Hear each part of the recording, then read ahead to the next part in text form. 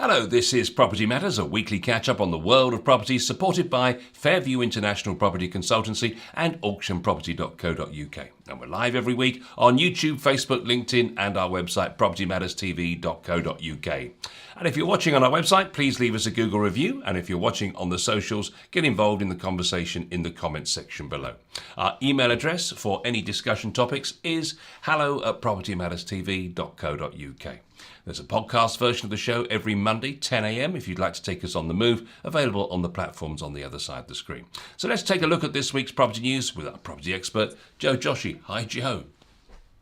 Hi, Paul. Hi, everybody. Good morning. Nice cold, sort of English winter time morning, I think. Of course, Happy New Year to one and all.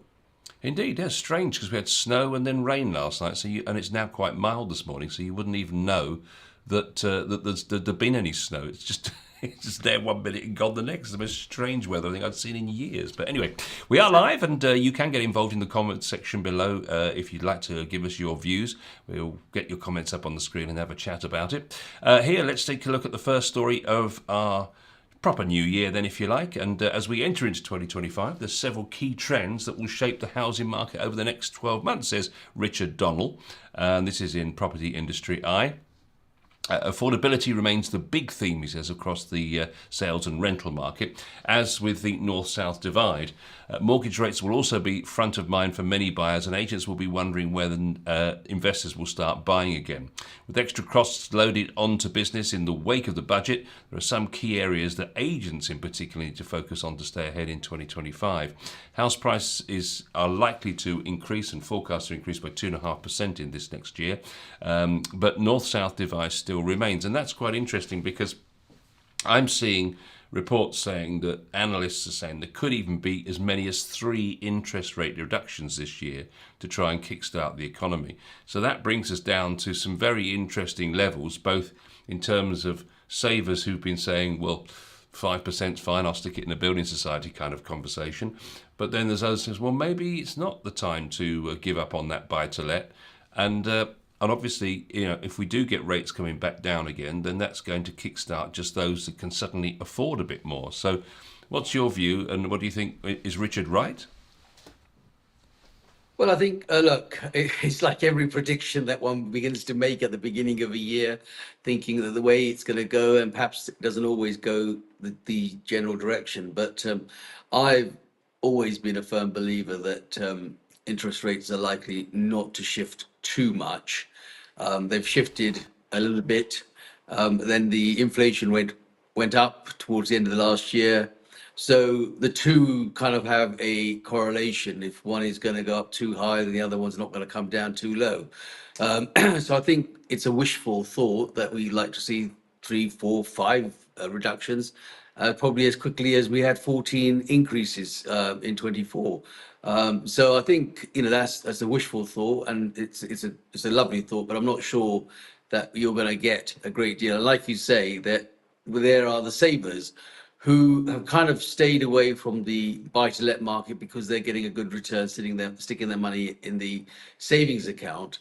And that's probably given a little bit of stability to the property market, hence why there hasn't been a drastic reduction, but then there hasn't been a drastic increase either. It's kind of held its own during the course of the 24, and perhaps it can probably stay steady in 25, depending on what the actions of the government and, of course, general thoughts happen. So I think that there are some areas that people would need to look sort of positively of.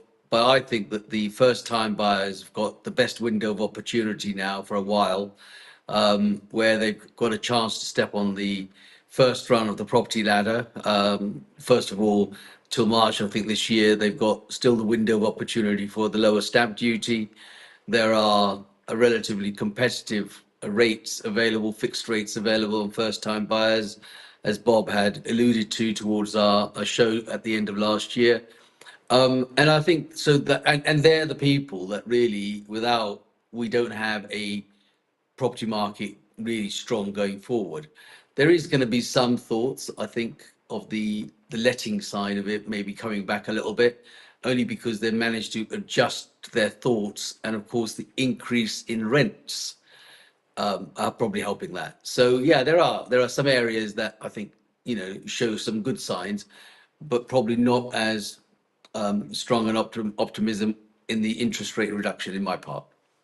It's amazing, isn't it, how resilient the property market has been to those higher rates. And what was it, 14 consecutive rate rises? And yet it wasn't a bad year, 2024, in terms of the numbers of sales. People were still moving. It seems like despite whatever anything throws at the property market, or anyone throws at the property market for that matter, everyone seems to somehow find a way to afford it all. Yes, it's been a bit of a myth, really, Paul, to be honest with you, in the 45, 46 years now that I've pedaled my bike in the property market. It has been resilient throughout that time. I go back to the time when I first sold my house for 34,953. That's £34,950, a three-bed semi-detached property in Hayes, which today is probably getting circa 650, £700,000. And it was an affordability issue at 34,950, and it's an affordability issue at 700,000. However, it is resilient, and people do find the way to make that happen, because the ultimate aim always is to own your own property, and that's one of the biggest, strongest wishes pretty much anyone in the United Kingdom has, is one day I want to own my property. Yes, I was just reminiscing last night with some friends about the fact that the first mortgage I took out, admittedly an endowment mortgage, but the interest payment, the loan was 74,500. Rates were 15%, 14, 15% at the time. And so the interest, not the insurance bit that went with it, but the interest alone on 74.5 was 868 a month. And when I think about that, back then, how on earth I managed to afford it. But as you say, you do, don't you? And You and do. what's interesting now that is that with all the mortgage regulation, which Bob's attested to, which we've had nearly for a decade now, that stopped another debt-fueled boom and bust house price increase, because the people that are borrowing have been stress tested to a point where they can actually afford it, even if it goes a little bit higher. So we're not in this kind of boom and bust scenario that we had so many other times in the past with negative equity and all those nightmares of the past, are we?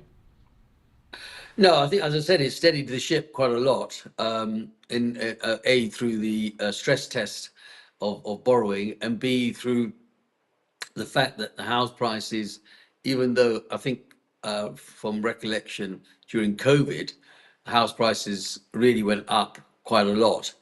And even though they've been showing a little bit of downturn, the downturn is actually much, much lower than the upturn that was during that COVID period. And of course, the reality is people have forgotten the massive upturn, but actually always recognize the little bit of downturn, because bad news always sells better than good news.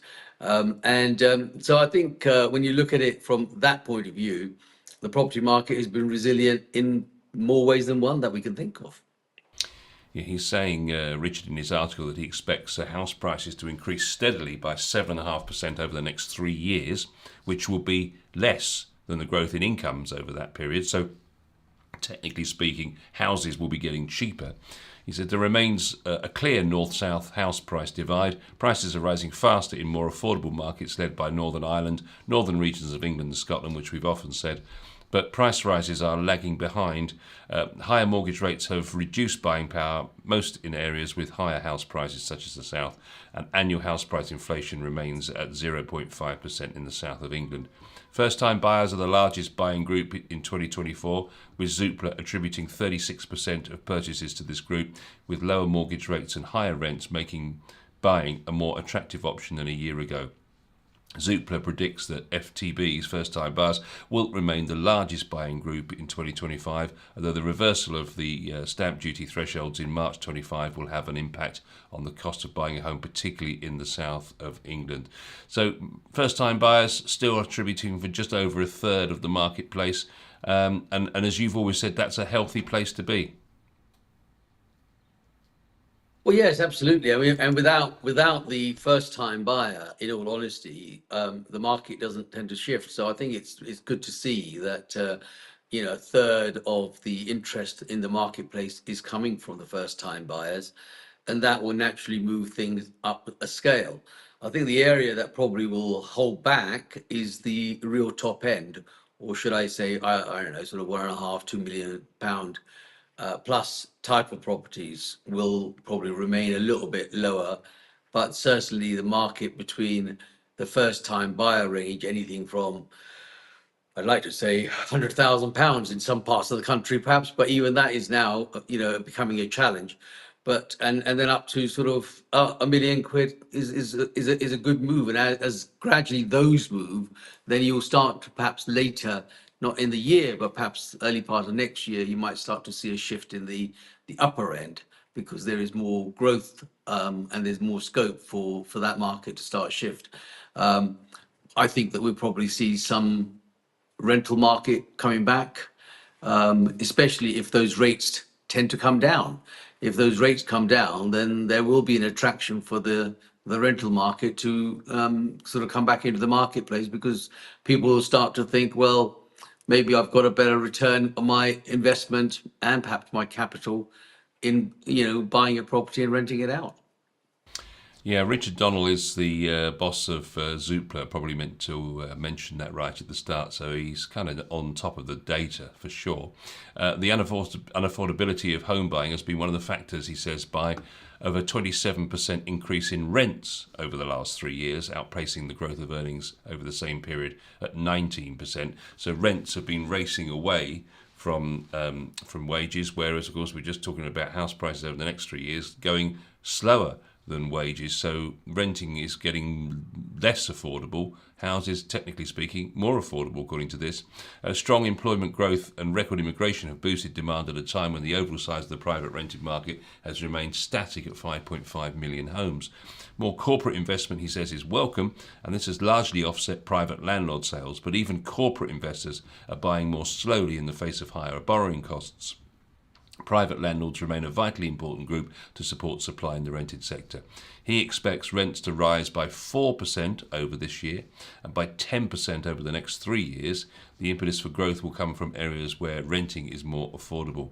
Rental inflation will be weaker in the most expensive markets where rents have risen the most in recent years, which covers London and the major cities. Rents continue to rise quickly in areas adjacent to bigger cities with better value for money. So all of that suggests that it's actually a reasonable time for landlords to consider putting money back into buy-to-let rather than taking it out. Yes, I think the ones that took it out, or that sort of a race to get out of the buy-to-let market during 24, latter part of 23, was the boosted interest rate and those properties that were rented out at perhaps lower rents. And so subsequently, the two just didn't work out. The rates went up too high and they weren't covering or being covered by the amount of rent coming in. So there was a kind of an exodus, and also those that couldn't afford to exit that rental part agreed to increase their rent. It's a case of saying, well, do I stay here or do I go and move somewhere else and still end up paying more than perhaps I can negotiate with my existing landlord, who would rather keep me as a tenant and have stability than to find that you can't get the right tenant in the next thing. So all of that part of negotiation came into play and has probably found some kind of settlement or settling influence in the marketplace for that rental market, though there is a huge lack of supply in the private rental sector because so many people, A, went out, and B, it became very, very difficult to find the next right property at the right sort of level. So that pressure went on to the corporates quite a lot. The corporates did come into the market, especially people like John Lewis and Tesco's, who started to think about becoming build to rent landlords. So they built or are in the process of building properties within the land that they already owned in order to try and sort of capture that market. But it's at early stages, but it is a market that will come in. And yes, I think there's going to be not a massive comeback, but certainly a stronger comeback. in the rental buy-to-let market, because it's now got new settings. So you know what the new rates are going to be, and you also now know what the new rents are going to be, and the two should be able to start to cover each other. Yeah, he says lower base rates and the strength of cash flow from renting is likely to support a steady recovery of new investment despite greater regulation. It's likely to not be a flood of new investment, but he believes the worst of the sell-off phase is now behind us. The growth is more likely to come from professional landlords with portfolios of 5 or more homes, who account for 1 in 5 landlords, but half of the rented homes, according to the latest private landlord survey by MHCLG. More businesses. There's more business to do, but needs to remain efficient in the face of cost and regulation. So yeah, if you're going to go into buy to let, you need to be aware of your obligations and all the legal side of it, because that's getting more and more complex as the government tries to tidy up the sector, I suppose.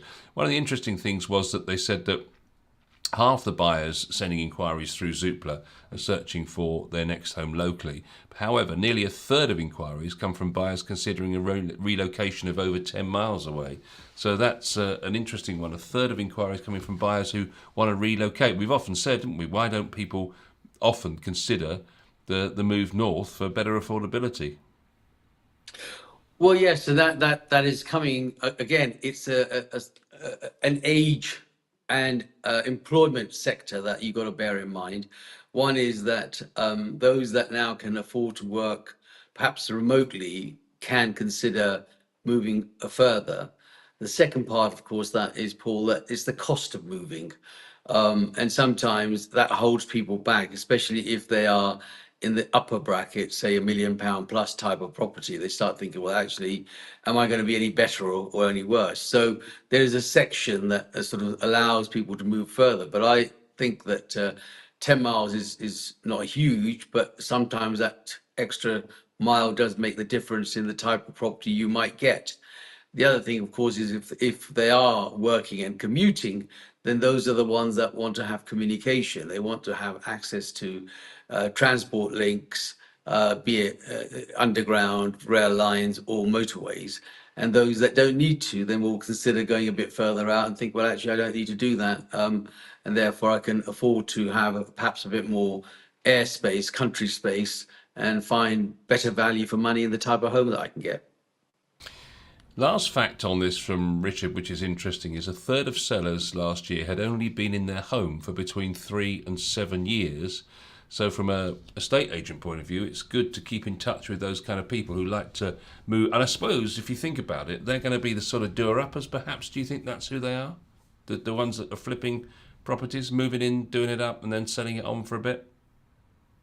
No, not necessarily. Historically, it was a 3 to 5 year period of people staying in their home and moving. So I'll go back to that sort of first time buyer, which I keep harping on about. And the fact with the first time buyers is that they and the system that we have in the UK, the two correlate. So the first time buyer steps on the first rung of the housing ladder, either it's a studio, 1 bedroom flat, or whatever they are. In the next 2 to 3 years, their circumstances change. They may have coupled up, potentially getting married, maybe going to start thinking about a family. So they are the ones that sort of motivate that 3 year cycle.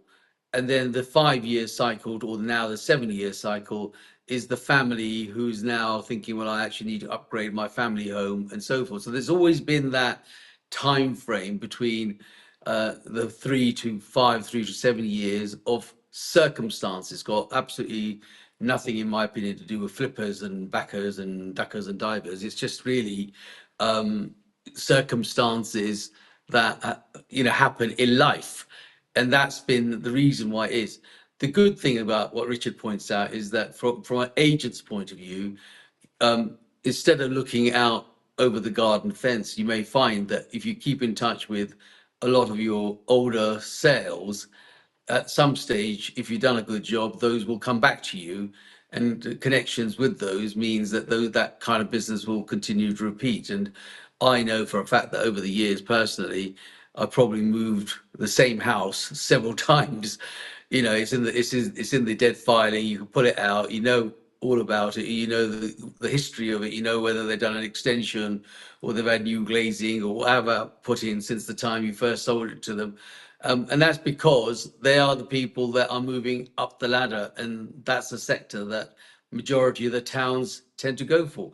It's when you're out of the area, for example, your sort of £1.5 million, £2 million home, those are probably lesser the move than the ones up to £1 million. Let's move on to another story, which is an interesting one. Property price reductions hit the highest number on record. Almost 1 million property price reductions have been recorded throughout 2024, the largest number on record according to data from 20EA. There's a graph on the screen there. You can see, I can actually bring up an exploded version of it. There we are.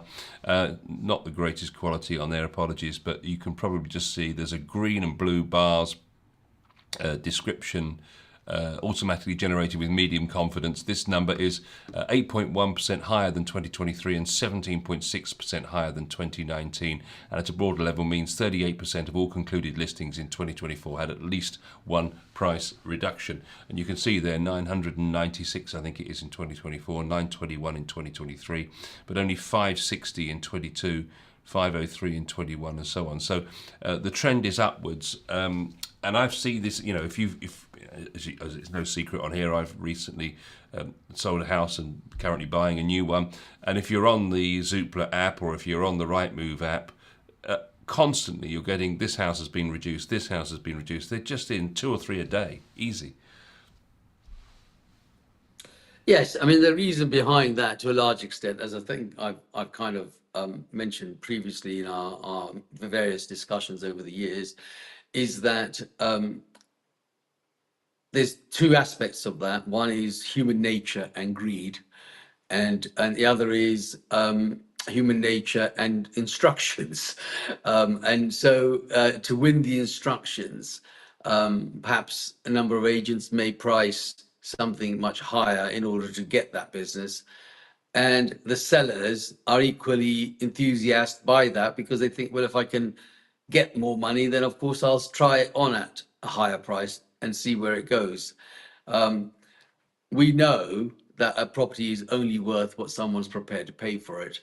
And you as buyers, and as you rightly say, you've been buying recently and looking at things, you know yourself, Paul, when you do your research of what you're prepared to pay for the type of properties that you're looking at, and to what level of negotiations you feel you might get away with, if you really feel. But if you felt that it was the perfect house, then you'd pay the price or pretty close to it because that's what it's worth to you.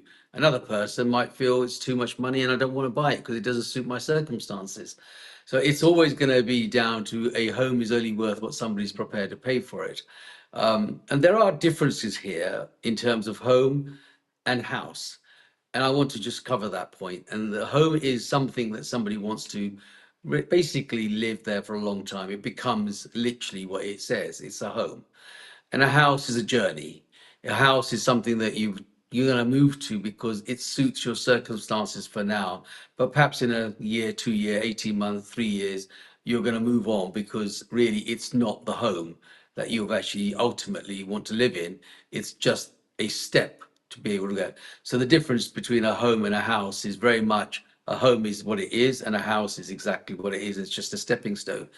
And in that, when the prices are looked at, people look at what they can negotiate the best. And I often say that it's not just the house pricing coming down, it's actually probably a more of a correction of what it should have been in the first place, rather than what they aspire to, saying that we'll get that because we think, you know, if the market is silly enough to say, I'll pay you 150, 200,000, 20,000, 40,000 more than what it's worth, then it's there. And of course, it's only based on supply and demand. If the demand is good for that house, then it's likely to get a good price. If the demand isn't that good, then it's not likely to get the price. In the comments under the article that we're featuring here, somebody's actually put a post up that says 8 years ago on a telephone second interview with the director of a 50 chain agent, he said, "Are you comfortable overvaluing just to get the instruction? The office can then work on getting it reduced." So that to some extent goes on and suggests that it's happening even to this day. and as far back as 8 years in that instance. 20EA also say, interestingly, that actually the seller, the vendor, is often just as bad as the agent because they've got a preconceived idea of what they think the house is worth because Mr. Jones at 23 down the road had his sold for so much, but they've kind of forgotten that there's a conservatory on the back or something like that, where they're not quite comparing apples with apples. But nonetheless, they've got this idea in their head, and we're the client, we know what's best. And you can understand to some extent because we've always been taught, haven't we? If you price high, you can always come down. But if you price, whatever you're selling, whether it's goods on eBay or something, if you put the starting price low, you can work up on an eBay site, but if you're putting something up like on a house, you can't move up afterwards unless you've got 2 or 3 people interested in your property, which is not often the case these days. So you would start high and come down. Yes, in private treaty, that is often the case when people start high because most people will look at selling a house through traditional estate agency, and therefore that is the route, i.e., let's price it high and hopefully it'll come down to the level that we think we want to accept or we believe our home is worth. On the other hand, and that's what takes the longest. So you can have a process of between 10 days to 7 months in trying to shift that price and achieve that ultimate goal of what you think is going to be right. On the other hand, there's another method of sale, which is by auction. And their house prices are set with a guide to generate the best possible interest. And if you've got 2 or 3 people that are interested in that, they will talk it up to the price it's actually worth. But it means that the sale goes through much quicker. It's at the drop of the gavel and away you go, things are done. So there's just a case of how we are used to, and most people are used to dealing with it through private treaty, but they also don't value the time it takes. And sometimes you can miss the boat by just hanging on for something that might actually mean that you might lose another property that you probably could have got at the right money because you've been hanging out for that extra £10,000 for the one that you're trying to sell. But you might have found that if you'd sold it £10,000 less and bought the other one, that may have gone up by £20,000. But unfortunately, at that time, that's not the train of thought. Yeah, and I suppose the other thing is that when people see on an app lots of notifications with prices going down, that in itself starts the ball rolling, and the rolling stone gathering the moss scenario. More and more people say, well, everybody's reducing properties, so I'm just going to make an insulting offer, and eventually, if nobody gets anywhere near the asking price, they're going to have to reduce. That's right. You've got to have the guts to turn around and say, well, that's what it's worth. That's what I'm going to do it. And I'll sit and wait. Some of it can pay off, depending on the seller's circumstances, and some of it can't. And the circumstances are such, those that have got a property that's perhaps vacant, about to become vacant, perhaps some sort of inheritance, some other circumstances that means that they've got to sell, they may be a little bit more open to a negotiation to try and get it gone. But if it means that you're in a chain and people are saying, well, actually, I need to buy an next house, and it's all depending on what I get for this particular property, whether I can afford the next one, etc., then of course they will hang on until they think they've got the right money to be able to do the right deal. Last comment from you this week then, Joe. I think I read something this week about the fact that on Boxing Day there was a 26% hike, I think that was the figure, in the Boxing Day bounce. People looking for new homes, which of course apparently always happens on Boxing Day as people start to plan their year ahead, or the look for the year ahead and so on. So do you think that that's actually people wanting to get back on the market, or is this the beginning of this stamp duty reduction race to get through to the 31st of March? What do you think? I think it's the general thing. Christmas Day is done. They've mostly got their smartphones and iPads, etc., sitting in front of them on their couch and thinking, I wonder what's next. And so let's go and see what the house prices are doing and where am I going to move to and whether I'm going to rent and so forth. I think it's just a general view that happens the next day after the turkey is still settling down. So I don't think it's got any relevances to the stamp duty. Those, in some cases, it would be, but this happens every year, Paul, and I can tell you, not every year we have stamp duty challenges. There are always different challenges, but I think it's just that it's something to do, and Boxing Day seems to be that day. We will see as we go through to the 31st of March when the stamp duty allowances change, or so we are led to believe, at least at this stage. So stay with us on Property Matters over the next few months, and we'll keep you up to date with all of those stories that we've been featuring in recent weeks on Property Matters.